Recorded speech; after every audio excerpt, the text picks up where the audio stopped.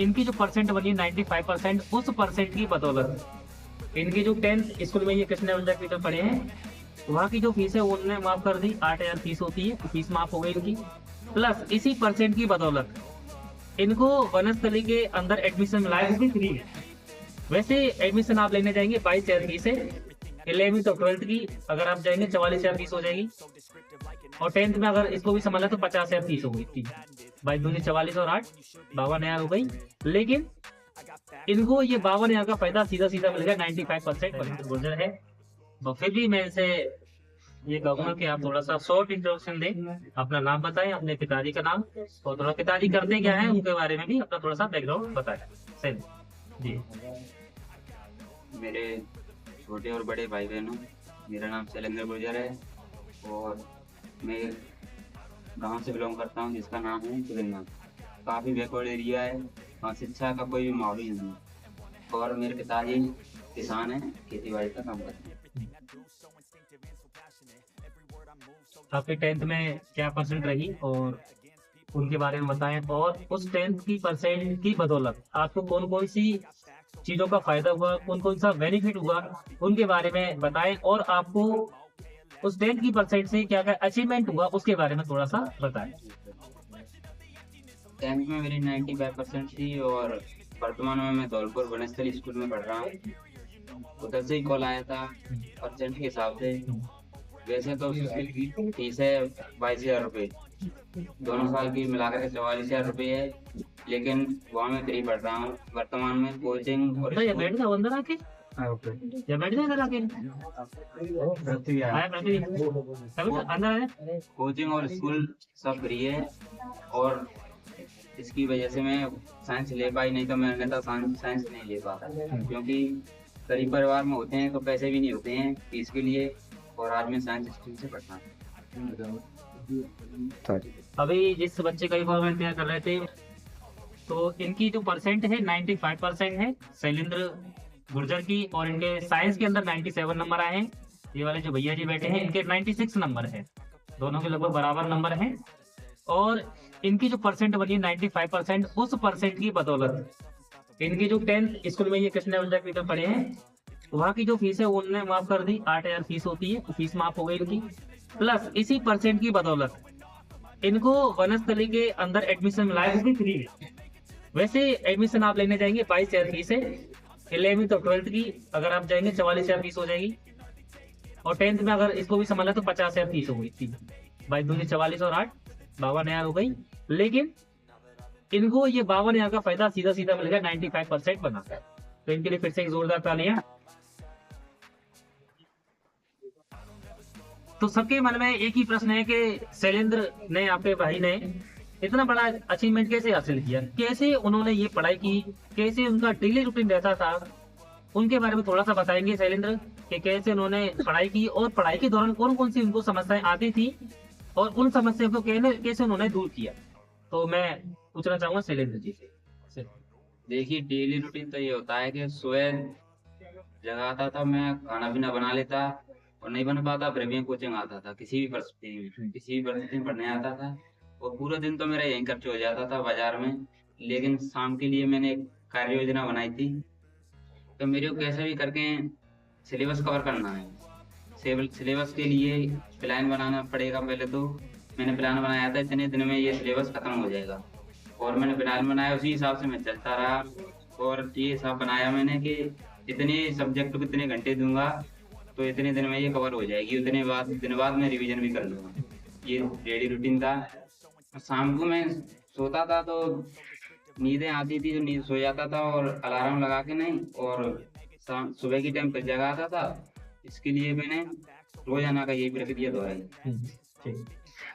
यानी शैलेंद्र जी का जो डेली रूटीन था का समय है वो कोचिंग और स्कूल में खर्च हो जाता था। स्कूल आते थे, 5 घंटे का स्कूल होता है, 3 घंटे कोचिंग होती है 3 विषयों की।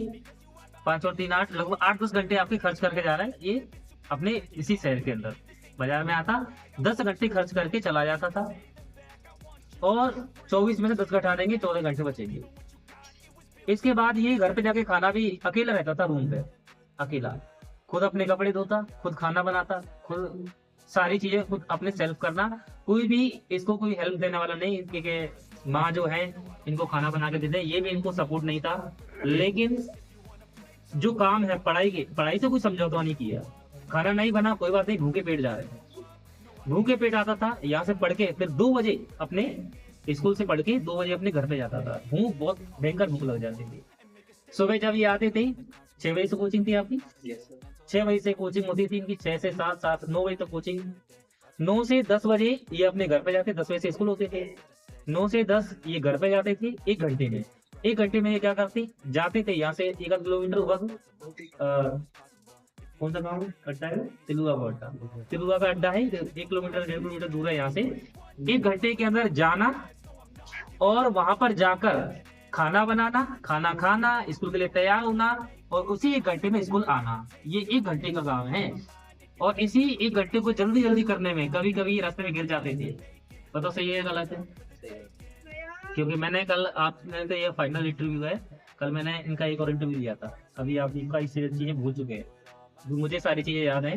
तो ये 1 घंटे में जल्दी जल्दी करने के चक्कर में कई बार ये रास्ते में गिर जाते थे साइकिल से, क्योंकि स्कूल का टाइम हो रहा है, जल्दी जल्दी में गिर जाते थे ये। तो ये इनका रहता था। प्लस इनका डेली रूटीन ये था कि स्कूल और कोचिंग के अलावा, स्कूल और कोचिंग के अलावा इनका कम से कम मिनिमम जो टाइम था पढ़ने का 7 घंटे था। ये आपको एनी हाउ पढ़ना है, 7 घंटे स्कूल और कोचिंग के अलावा आपको पढ़ना है।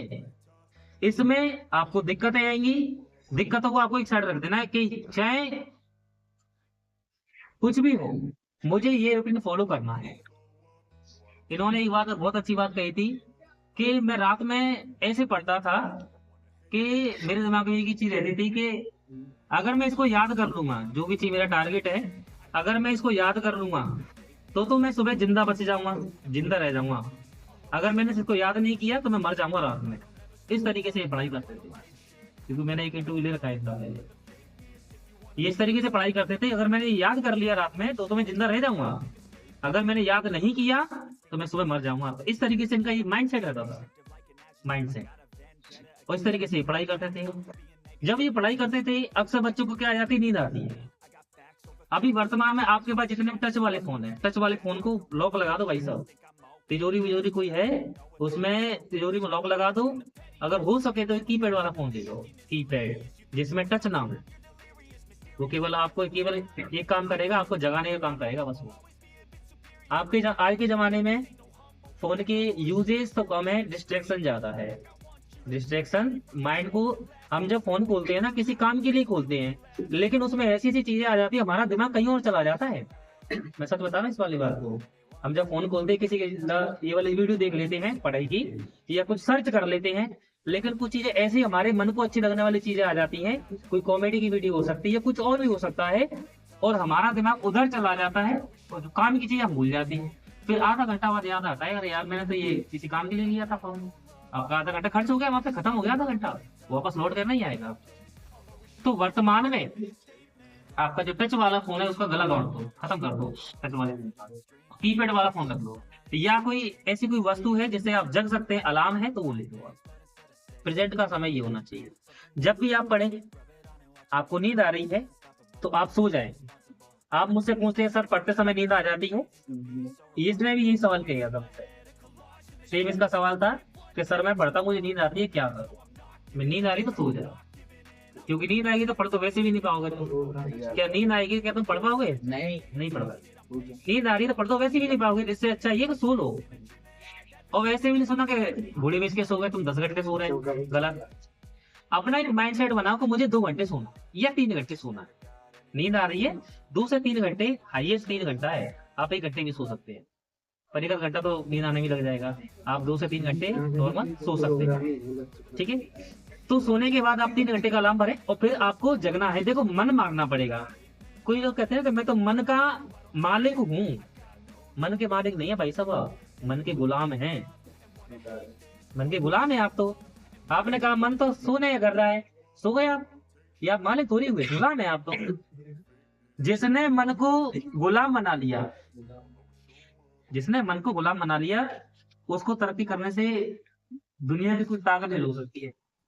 आपके दिमाग ने ही कह दिया कि मुझे जगना है, भाई माइंड तो कह रहा है कि भाई जगना, पढ़ने का टाइम हो रहा है, लेकिन मन ये कह रहा है नींद आ रही है बहुत जबरदस्त, और तुम सो गए। गए बेटा, तुम तरक्की नहीं कर पाएंगे। शैलेंद्र का क्या रहता था कि इसको भी नींद आती थी पढ़ते समय। खाना खाने के बाद ऑब्वियस सी बात है सबको नींद आती है, क्योंकि हमारा जो डाइजेस्ट सिस्टम है, जब अपन पेट में जाता है खाना, तो पेट की जो दीवारों से एंजाइम्स वगैरह निकलते हैं, और जो अपन खाना खा के जब सो जाते हैं, तो जो एंजाइम और बेहतर तरीके से काम कर पाते हैं, भोजन को पचा पाते हैं, तो खाना खाने के बाद नींद आ जाती है। ये बॉडी सिस्टम है, ह्यूमन नेचर है, नींद आई है, नींद आ रही है, सो जाओ। 2 से 3 घंटे हाईएस्ट। 3 घंटे के बाद आपको जगना है। अब ये बच्चा क्या करता था कि यहाँ से दिन भर में परेशान हो जाएगा, ये घर पे जाकर खाना ही बनाना है इसको, खाना खा के फिर इसको थोड़ी नींद आ रही है, पढ़ रहा है, पढ़ते पढ़ते नींद आ रही है, कोई बात नहीं, अलार्म भर लिया 11 बजे का, 8 बजे नींद आ रही है, 11 बजे अलार्म भर लिया, देखिए 11 बजे से सुबह 4 बजे तक पढ़ता है बंदा, 4 बजे तक, 5 बजे पढ़ लिया, 3 बजे पढ़ लिया, पढ़ सकते हैं। आप करके देखना इस वाली बात को, हो जाएगा ये, आपको दिक्कत भी नहीं आएगी, हो जाएगा। और बीच बीच में आपको थोड़ा सा गैप लेना है, जैसे लगातार नहीं पढ़ना है। जैसे 1 घंटा अगर आपने पढ़ा है, तो आपको लगभग 50 से 55 मिनट पढ़ना है, उसके बाद 5 मिनट का गैप लेना है। गैप में क्या करेंगे, आप थोड़ा सा घूम के आ सकते हैं, बाहर धूल के आ सकते हैं। और 3 घंटे अगर आप पढ़ लिए लगातार आपने, तो थोड़ा सा आप, हो सकता है नींद आ रही तो सो जाए, और थोड़ा सा गैप ले लें आधा घंटे का, 3 घंटे, या 3 घंटे का गैप लें, या फिर हर 50 मिनट में 10-10 मिनट का गैप लेके आप पढ़ें। अगर ऐसा करेंगे तो आप लंबे समय तक पढ़ पाएंगे, लंबे समय तक। अगर आप लगातार पढ़ते हैं तो गैप नहीं लेते हैं, तो आप 1 दिन पढ़ लेंगे, 2 दिन पढ़ लेंगे, लगातार नहीं पढ़ पाएंगे, लगातार आपका मन उब जाएगा, आप पढ़ नहीं पाएंगे लगातार। तो ये आपका रूटीन रहना चाहिए, नींद आ रही है तो आप सो जाए।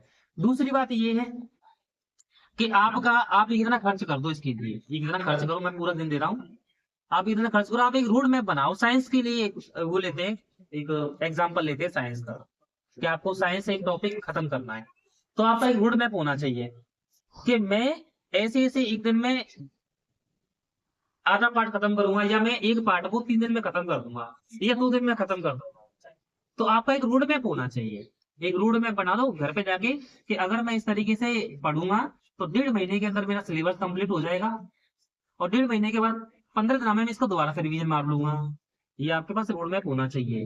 रोड मैप होने के बाद अब आप क्या करेंगे, मेहनत करेंगे, उस पर काम करेंगे, तो आपको दिक्कतें आएंगी। तो आपको वो चीज करनी है, पढ़ाई से कोई कॉम्प्रोमाइज नहीं करना है, पढ़ाई से बिल्कुल भी, आपको नींद आएगी लेकिन आपको पढ़ना है, करना है वो काम। तो ये इनका कुछ डेली रूटीन रहता था। तो पढ़ाई के सामने जब पढ़ाई करते थे तो कुछ चुनौतियां भी आती होंगी। तो जैसे माइंड का, अपन पढ़ते हैं तो बहुत सारा डिस्ट्रैक्शन होता है, माइंड कहीं और भाग जाता है, कहीं और दिमाग चला जाता है, तो उनको आपने कैसे ये कम किया, तो उसके बारे में थोड़ा सा बताएं। देखो, पढ़ाई एक आदत होती है जो शुरू से लगानी पड़ती है। आप जैसे सेशन चालू हुआ होगा, तो आपने शुरू से पढ़ाई की होगी, तो अब तक आपका पढ़ने का टाइम टेबल ज्यादा बढ़ गया होगा। अगर आप शुरू से पढ़ते हैं तो बैठने की भी आदत बन जाती है, और पढ़ाई के लिए भी सबको परेशानी आती है, ह्यूमन नेचर होता है, लेकिन उन परेशानियों से लड़ना पड़ता है। सबको परेशानी आती है तो उसके हिसाब से कार्य करना पड़ता है। मेरा हिसाब था कि परेशानी आती थी तो मैं अनदेखा नहीं करता था उनको, उनसे लड़ना है किसी भी तरीके से। उसको नहीं आ रही है तो गुरुजी से पूछो, गुरुजी किस लिए हैं, गुरुजी से पूछता था मैं, तो दूसरे दिन नहीं आती थी तो फिर मैं दूसरे दिन पूछ लेता, फिर आया भी समझ में तो फिर दोबारा उससे मैं पढ़ता। ये रूटीन रहता था। जैसे पढ़ने में कोई समस्या आ रही, कुछ चीज समझ में नहीं आ रही, तो अगले दिन टीचर से पूछना है।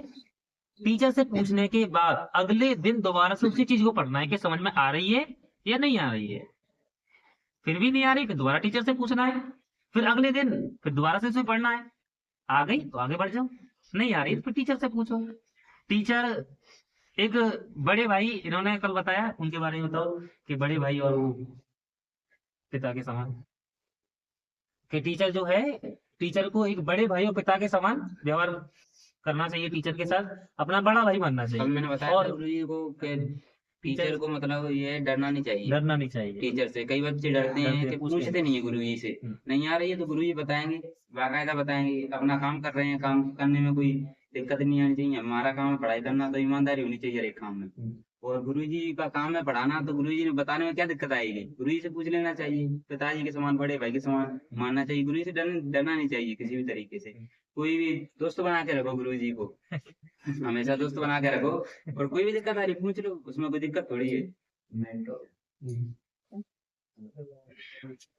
जैसे टेस्ट में कई बच्चे क्या होते हैं कि कम नंबर आ जाते हैं, मेहनत तो काफी करते हैं लेकिन कम नंबर आ जाते हैं तो वो हताश हो जाते हैं, यार मेहनत तो हमने काफी की है, नंबर कम आ गए, तो उनको थोड़ा सा डीमोटिवेट हो जाते हैं। तो उसको कैसे मेहनत के लिए प्रेरित करें, तो बताएं इनके बारे में। तो टेस्ट देते हैं तो कम नंबर आ जाते हैं, उसके पीछे एक प्रक्रिया होती है। जैसे कि टेस्ट दिया और कम नंबर आ गए, तो उसके पीछे ये है कि आपने कुछ पढ़ा नहीं होगा, यही हो सकता है। मेहनत करते हैं तो मेहनत का फल तो अवश्य मिलता है, ये तो पक्की बात है। अगर आपके टेस्ट में नंबर कम आ रहे हैं तो आप अगले टेस्ट के लिए इतने तरीके से मतलब कमर कस लो कि अगले टेस्ट में नंबर कम आने नहीं चाहिए। कोई भी फिर भी नंबर कम आ रहे हैं तो फिर और अच्छी मेहनत कीजिए, फिर देखो आपका रिजल्ट और भी बेहतर होगा। ठीक। जैसे एग्जाम जब आते हैं तो थोड़ा सा प्रेशर हो जाता है दिमाग पे कि भाई एग्जाम आ गए, डर भी लगता है कि एग्जाम आना है, तो उस प्रेशर को, उस डर को कम करने के लिए कुछ सुझाव हैं तो वो दे सकते हैं। कैसे कम करें डर को, प्रेशर को कैसे कम करें। एग्जाम आते हैं, जो होना है वो तो होगा ही, लेकिन अपनी मेहनत एक अच्छे तरीके से करनी चाहिए। आप मेहनत करके जो गुरुजी ने पढ़ाया है उसे पढ़ लोगे, आज का आज ही खत्म करना है, अगले दिन के लिए बोझ नहीं रखना है। अगर पढ़ना है तो आज पढ़ाया उसे आज पढ़ो, और अगले दिन पढ़ोगे तो आपके पास बोझ हो जाएगा, आपकी समझ में कुछ भी नहीं आएगा। और आप अच्छी तरीके से गहनता से पढ़ते हो तो एक पेपर बहुत ही सरल आता है। ये मैं कह सकता हूँ कि आपने गुरुजी ने पढ़ाया है उसे एक अच्छे तरीका से पढ़ के आओ और एग्जाम में जाएंगे पेपर देने तो बहुत ही सरल पेपर लगेगा। यानी अगर आपकी मेहनत अच्छी है तो कठिन पेपर भी आपको सरल लगेगा, अगर आपने मेहनत नहीं की है तो सरल पेपर भी आपको कठिन लगेगा।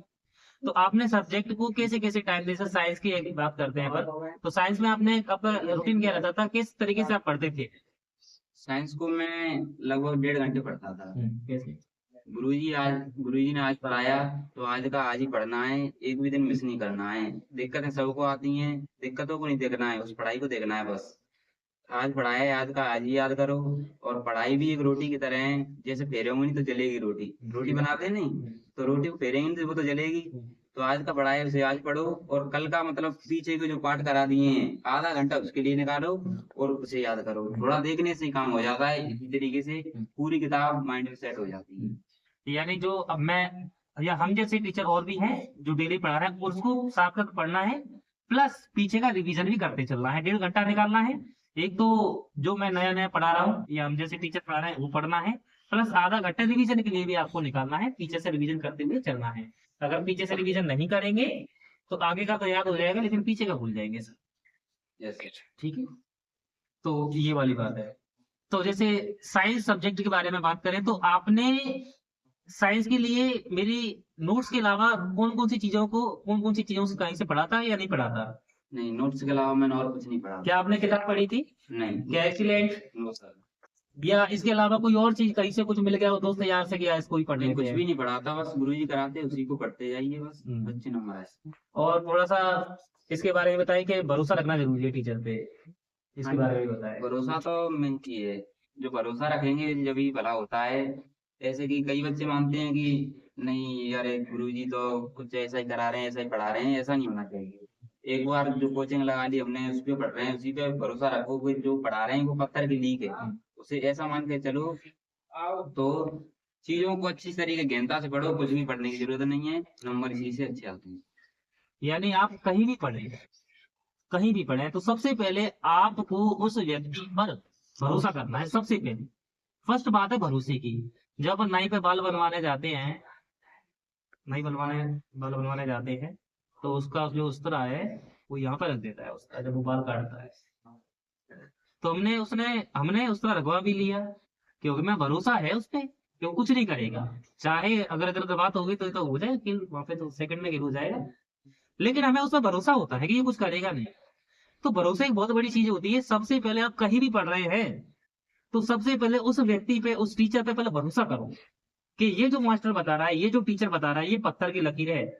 अगर मास्टर ने कह दिया कि ऐसे पढ़ो तो ऐसे ही पढ़ो, ये पढ़ना है तो ये पढ़ना है, 4 जगह दिमाग जाओगे, कहते ना कि इत गए ना बित गए तुमरा से लट गए। 4 जगह से पढ़ोगे तो एक ही जगह के नहीं रह पाओगे, एक भी जगह के नहीं रह पाओगे।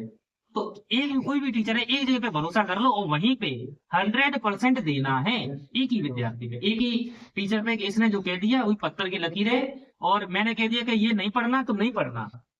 प्रॉब्लम आ रही है, टीचर किस लिए बैठा है? आ तो रहे हो, प्रॉब्लम आ रही है तो पूछो ना। बताया भाई ने कि बड़े भाई के समान मानना चाहिए, डरना नहीं चाहिए। मैंने आज तक किसी भी बच्चे से पूछने के ऊपर आज तक उसको पनिश नहीं किया है, और कोई भी टीचर नहीं करता है। अगर कोई अच्छा टीचर है कोई पनिश नहीं करेगा, पूछने के ऊपर तो नहीं करेगा। तो अच्छा, आपने जैसे पेपर जैसे पास आ जाते तो कुछ शॉर्ट नोट्स वगैरह बनाए थे किसी सब्जेक्ट के? शॉर्ट नोट्स जैसे जल्दी रिवीजन हो जाता है, एक तो होता है लॉन्ग नोट्स जो अपन पूरी साल पढ़ते हैं, और पेपर जब पास आ जाते हैं तो कुछ शॉर्ट नोट्स भी कुछ लोग बनाते हैं। क्या आपने ऐसा कुछ अपनाया था, कुछ शॉर्ट नोट्स बनाए थे हाथों से अपने खुद के? बहुत सारे बच्चों को ये है कि सोशल साइंस में 10th में ज्यादा दिक्कत रहती है, क्योंकि वे ध्यान नहीं देते हैं। तो सोशल साइंस जैसे स्कूल में पढ़ता था, फिर भी 45 मिनट पढ़ेंगे तो नहीं कवर हो पाता है। मैंने शुरू में ही नोट्स बनाना चालू कर दिया था। इसके लिए मैंने एक संजीव पासबुक से ली थी, और मैं खुद पढ़ता था, और जो भी चीज मुझे अच्छी लगती थी कि यहाँ से तो मैंने प्रीवियस ईयर के पेपर भी देखे थे, उनमें जो प्रश्न फंसते थे कि किस तरीके से प्रश्न आते हैं, तो मैंने इस तरीके से अपने शॉर्ट नोट्स खुद के बनाए थे। ठीक। यानी भैया जी ने शॉर्ट नोट्स खुद के बनाए थे, और उन्होंने पिछले साल के प्रश्न पेपरों को भी देखा था। लेकिन आप जिन सब्जेक्ट की कोचिंग करते हैं उन सब्जेक्ट में आपको जो टीचर करा रहा है वही इनफ है, क्योंकि आपके बट की मेहनत टीचर ने कर ली है। टीचर ने सारी चीजें निचोड़ पूरा निकाल के आपको दे दिया है, खाना बना के दे दिया है। जिन विषय की आप कोचिंग नहीं कर पाते किसी भी कारणवश, वहां पे खाना आपको खुद को बनाना है, क्या क्रीम है, क्या छोड़ना है, क्या करना है, वो आपको खुद रेडी करना होता है। तो इन्होंने एसएस वगैरह किसी 3 सब्जेक्ट है, 3 की कोचिंग की थी और की नहीं की थी। तो बाकी जो अदर सब्जेक्ट होती है इन्होंने खुद के नोट्स बनाए थे, किताबों को पढ़ते थे, पिछले साल के पेपर देखते थे कि किस पार्ट से कैसे कैसे प्रश्न बने हैं, कहाँ से प्रश्न बने हैं, उसके हिसाब से ये इनके खुद के नोट्स बनाए थे इन्होंने, अपने किताब पढ़ पढ़ के, सब्जेक्ट पढ़ पढ़ के नोट्स बनाए थे ये इनका पढ़ने का रिवीजन। पढ़ाई के दौरान जब थक जाते थे तो कौन सी चीजें आपको रुकने नहीं देती थी? पढ़ाई की भी करेंगे तो थक जाते हैं ना, सही बात। तो कौन सी चीजें हैं जो आपको मोटिवेट करती है कि नहीं अभी रुकना नहीं है, अभी पढ़ना है? कौन सी चीजें आपके सामने दिल में आग लगा देती थी कि ये नहीं, ये मुझे करना है, एनी हाउ प्रॉब्लम कुछ भी आ जाए, समस्या कुछ भी आ जाए, लेकिन मुझे ये कंप्लीट करना है? ऐसी कौन सी चीजें हैं, ऐसी कौन सी बातें हैं जो आपको रुकने नहीं देती? ऐसी कौन सी बात? देखिए, गांव में ये होता है कि परसेंट एक अगुआ बना रखा है कि परसेंट कैसे बनती है, परसेंट से ही राजा बन जाते हैं। तो हमने भी सोचा था कि परसेंट क्या चीज होती है, हमको भी बनानी चाहिए। ये चीज थी। जब वो पढ़ता था वो एक ही चीज आती थी कि परसेंट बनानी है। हर समय एक ही सवाल रहता था, परसेंट परसेंट। तो इसके लिए गुरु जी बता देते थे कि पढ़ाई करनी है। तो पढ़ाई नहीं करेंगे तो फिर कैसे बनेगी? तो पढ़ाई कर रहा था मैं, और गुरु जी की बात को मान रहा। तो थोड़ा सा उसके बारे में बताए कि गांव का कॉल आया था, उसके बारे में बताए। गाँव में ये है कि छोटा आदमी बहुत ज्यादा संतुष्ट हो जाता है बहुत जल्दी। तो परसेंट बन गई थी एक लड़के की, तो 90 उनके यहाँ 90+ बनी थी। उनके घर वालों ने कहा था पिताजी से कि आपके बेटी कितनी में? तो पिताजी ने बताया कि वो अभी 9th में है और वो पढ़ रहा है, देखेंगे क्या बनती है। तो मतलब ये है कि पिताजी ने बता तो ही देते पिताजी तो परसेंट बनानी है, लेकिन डायरेक्ट नहीं कहते थे कि प्रेशर बढ़ेगा। तो घुमा फिरा के कह देते थे, तो वो मेरे अंदर एक आग सी लग जाती थी कि भाई हम भी तो पढ़ रहे हैं, हमको भी तो कुछ करना चाहिए, उसमें हमें अलग क्या है। तो ये चीजें थी जो थकान को दूर कर देती। यार इनके गांव में क्या होता था कि गांव में थोड़ा सा कंपटीशन ज्यादा रहता है, शहर में तो क्या ही रहता होगा, लेकिन गांव में रहता है। गांव में क्या है कि लोकल के लोग होते हैं, तो किसी की 92 बन गई तो वो किंग समझता है अपने आप में कि मैं टू खान बन गया है, और उसके वो तो किंग बनता ही है, उसके परिवार वाले और ज्यादा बन जाते हैं। तो वो फिर फोन लगा के कुछ लोगों को जलाने के पर्पज से वो थोड़ा सा फोन वोन लगाते हैं। तो इनकी पिताजी को फोन लगाया हुआ तो थोड़ा सा असहज महसूस होता है कि हमारे पास फोन क्यों लगाया है, यानी हमको नीचे दिखाना चाह रहे हैं। तो ये तो उस वाली बात से आगे गांव में थोड़ा सा इज्जत सब कुछ होती है गांव के अंदर। शहरों में तो क्या होता है कि इज्जत ज्यादा कम मायने रखती है, लेकिन गांव में बड़ी इज्जत मायने रखती है। तो इनके पिताजी थोड़ा इनडायरेक्ट तरीके से कह देते कि बेटा थोड़ा देख लियो, परसेंट वर्सेंट बनानी है। आप डायरेक्ट बोलेंगे कि बेटा 90+ बनानी है या 85 बनानी है तो बच्चे पे प्रेशर आ जाएगा। तो ये भी नहीं चाहते थे कि प्रेशर में आके कुछ गलत ना कर दे। तो वो इनडायरेक्ट तरीके से कहते थे कि चलो देख लियो परसेंट वगैरह बननी चाहिए। तो भी ये उनके दिमाग में रहता था कि भाई नहीं, गांव के अंदर कम से कम कुछ करना है, अच्छा सा नंबर लेकर आना है, ताकि थोड़ा सा प्राउड फील हो। भाई आप जो परसेंट बनाएंगे तो आप क्यों बनाएंगे, सबसे पहले सवाल ये करें कि भाई क्यों कर रहे हैं ये काम, क्यों कर रहे हैं भाई, अपने माँ बाप को अच्छा फील कराने के लिए, अच्छा महसूस कराने के लिए, माँ बाप को अच्छा प्राउड फील कराने के लिए, गर्व हो, परसेंट बताने में गर्व हो। 45 बनाएंगे, गर्व होगा या थोड़ा शर्मिंदगी महसूस होगी? शर्मिंदगी होगी कि यार नाली चिकटनी पड़ेगी 45 पे तो। और किसी की भाई 95, गर्व से सीना चौड़ा हो जाएगा, तो 95 है, हिल जाएगा सामने वाला। तो इन्होंने, इनका टारगेट क्या रहा था वैसे? इनका टारगेट, अपना टारगेट भी बताया कि मेरा ये टारगेट रहा था, टारगेट तो मेरा भी 90 प्लस का था, 90 प्लस का टारगेट था। लेकिन टारगेट हमेशा बड़ा होना चाहिए। कुछ चीजें नहीं आती तो मैं छोड़ देता था कि 90 ही तो बनानी है, क्या करना है, 10-8 नंबर कट जाए तो कट जाए, आपको ऐसा नहीं करना है। जो एक नंबर कट रहा है उस पर ध्यान दीजिए, प्रॉपर तरीके से मैंने ये गलती की थी, इसीलिए। और अच्छी बनती थी परसेंट, लेकिन मैंने मेहनत बहुत बढ़िया की। टारगेट था 90 प्लस का, लेकिन मेहनत अच्छी की तो 95 बन गई थी। और टारगेट हमेशा बड़ा होना चाहिए। एक नंबर कट रहा है तो उसके पीछे रीजन भी होना चाहिए किस चीज से कट रहा है, क्योंकि हमसे बड़ा कुछ नहीं है, हम किसी भी चीज को कर सकते हैं। टारगेट हमेशा बड़ा रखो। अगर किसी का टारगेट 80 का है तो थोड़ा सा 90 पे ले जाए, 90 के हिसाब से मेहनत किए तब जाके 80 पर रुकेगा। अगर किसी का 90 प्लस का वो है, टारगेट है, तब जाके वो 85 पे ऐसे रुकेगा। तो इनका टारगेट था 90 प्लस का। अगर ये पढ़ते थे और कोई चीज समझ में नहीं भी आती थी तो ये छोड़ देते थे कि 90 तो बनानी है, कट जाएंगे नंबर, को दिक्कत होगी, 90 तो बनी जाएगी इनके हिसाब से। लेकिन इन्होंने काफी अच्छी मेहनत की और इनका 90 से प्लस आंकड़ा गया। और जिस बच्चे की 92 बनी थी, तो ये फिर इन्होंने 95 बनाई उसी गांव से। तो फिर कुछ वहाँ पे बदला हुआ या नहीं हुआ, थोड़ा सा बताइए परसेंट वगैरह वहाँ पे। बदलाव तो कुछ नहीं हुआ था, नहीं बस मतलब जैसे उनको पता चल गया था। हाँ, पता चल गया तो सामने तो पड़ी नहीं होंगी कम से कम वो, शर्म तो थोड़ी बहुत पड़ी होगी है? ऐसा ही हुआ। शर्म तो पड़ी होगी थोड़ी बहुत। चलो, थोड़ा सा प्राउड वाली बात है भाई, 99% कम नहीं होती, काफी होती है। ठीक है? जैसे पढ़ाई के दौरान खुद को रिफ्रेश करने के लिए कुछ अपनाते थे, जैसे पढ़ाई जब बोर हो जाए या उसके लिए रिफ्रेश है? हो जाना मतलब ये है कि आपने टाइम टेबल बना लिया, तो ऐसे टाइम टेबल बनाए 6 घंटे का, तो किसी भी परिस्थिति में किसी भी कंडीशन में 6 घंटे देंगे। जैसे कि शाम को खाना खा के पढ़ने बैठते हैं तो 2-3 घंटे पढ़ने के बाद ही नींद आ जाती है, तो अलार्म लगा लो। जैसे 11 बजे तक पढ़े तो रात 2 बजे जग जाओ, तो जगना है तो जगना है। 2 बजे से 6 बजे तक मैं ऐसा करता था। तो शाम के लिए ऐसे कि 1 घंटा पढ़ लिए तो थोड़ा बोर से हो जाते हैं, तो बोर हो जाता था, मैं बाहर जाता था, मुंह को धो करके फिर बैठ जाता था 10-8 मिनट का गैप लेके, और फिर पढ़ता था, तो फिर अच्छा वही स्पीड फिर बन जाती थी। अच्छा, पेपर टाइम पे आपने कैसे पढ़ाई की पृथ्वी यादव जी? पेपर टाइम मैं तो बस सोर्स बनाए और जो आपने नोट दिए तो उसको मैंने रिवीजन किया और जो होता था मतलब पास हो गया उसको रख लिया था कभी कभी। वैसे अधिकतर जो एनसीईआरटी होते हैं ना उसको पढ़ता था मैं। एनसीईआरटी, यानी ये पृथ्वी यादव जी है, जिनकी भी काफी अच्छी परसेंट है, अच्छी में श्रेणी में आती है इनकी परसेंट भी। और ये उन्होंने परसेंट कैसे बनाई है, घूमते फिरते बनाई है परसेंट। ये घूमते फिरते परसेंट है ये, क्योंकि मैंने इन बच्चों को पढ़ाया है, तो ये मुझे कई बार बाजार में तो मिलना ही मिलना है, एक बार मैं जाऊंगा तो बाजार तो मिलना ही मिलना है। सैलरी मुझे आज तक बाजार में नहीं मिला, ये बाजार में मिलता था मुझे। और घूमते फिरते इनने परसेंट बनाई है। शुरुआत में इनने काफी अच्छी, वो थोड़ा सा बताया जर्नी के बारे में, कि शुरुआत में काफी अच्छी पढ़ाई की, बीच में फिर छोड़ दी, फिर लास्ट में जाके फिर कैसे अपने दोबारा से जैसे 10th में एंट्री हो रहा एंट्री तो शुरुआत में। परसेंट बनानी है तो पढ़ते हैं। तो 10th के भी इससे स्टार्ट हुआ था अपने जुलाई से हुआ था, तो 2 महीने पहले अपनी कोचिंग स्टार्ट हो गई थी। तो मैं पढ़ा था जून तक पढ़ा था जैसे। उसके बाद मैंने पढ़ाई एकदम छोड़ दी। मुझे भी नहीं पता कि उस किताब में चैप्टर कितने हैं, किस नाम का क्या चैप्टर है। उसको ज्यादा था बस फॉर्मेलिटी, उसमें पढ़ता नहीं था मैं। उसके बाद मैंने मारते मारते फिर आगे हमारी फरवरी, तो फिर लोग फेल हो जाएंगे। पहला मोटे का पास हुआ सबसे पहले। पास होने के लिए मैंने कुछ नहीं किया, जो मन में था वो किया। मतलब फोन मैंने थोड़ा तो नहीं, लेकिन पढ़ाई मैंने की 10 to 12 आवर्स की आफ्टर कोचिंग।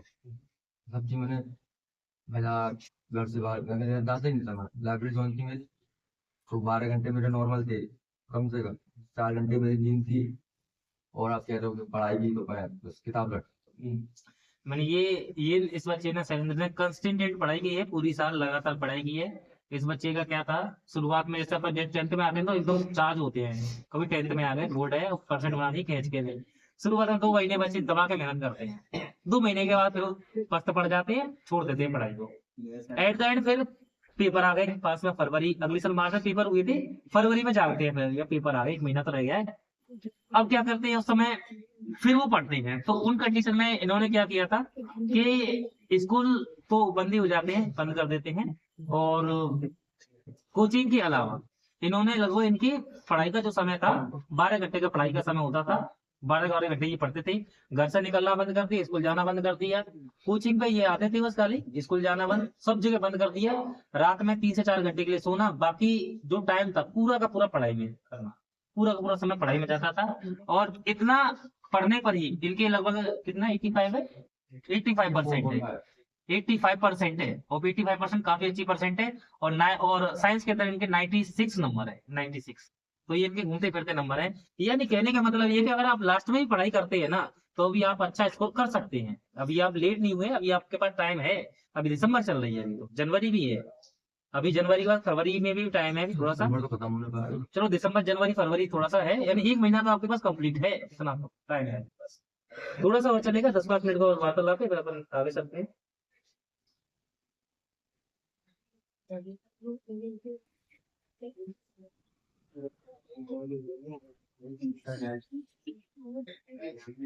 अगर आप अपनी तरफ से बच्चों को कुछ सुझाव देना चाहते हैं तो दे सकते हैं, कुछ सुझाव देना चाहें तो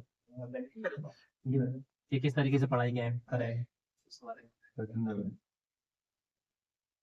किस तरीके से पढ़ाई करें, क्या आपने किस तरीके से। और तो जैसा भी किया आपने बहुत अच्छा किया होगा मेरे हिसाब से। तो अब करना है तो मतलब ये गुरु जी ने बताया था, हमारे वचन सर जी ने, कि मतलब क्रीम क्रीम क्रीम पे ध्यान देना है। तो अब जो ब्लूप्रिंट आया था उसी के हिसाब से पढ़ना है इस टाइम पे। तो अगर यहाँ बच्चे बैठे हैं, अगर किसी के मन में कोई सवाल है, कुछ पूछना चाहता है, तो बच्चे खड़े होकर पूछ सकते हैं। तो बच्चा है तो सवालों की श्रृंखला को यही फिनिश करते हैं। तो एक जोरदार तालियां दोनों बच्चों की।